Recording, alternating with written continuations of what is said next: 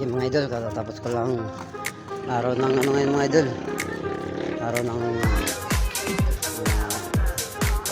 August 3, alas 2:48 na 48. Okay mga idol, katatapos ko lang maligo, katatapos ko lang maglaba, katatapos ko lang kanina mag live.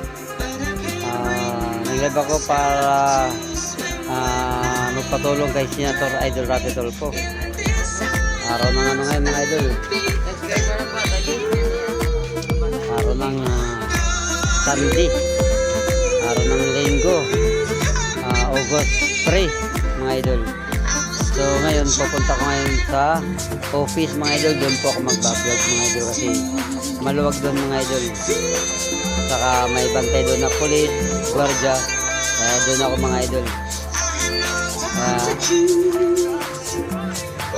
Ingat na lang kayo palagi. God bless naman po sa inyong lahat. Pupunta ko ngayon, tapos ko lang ako mag live.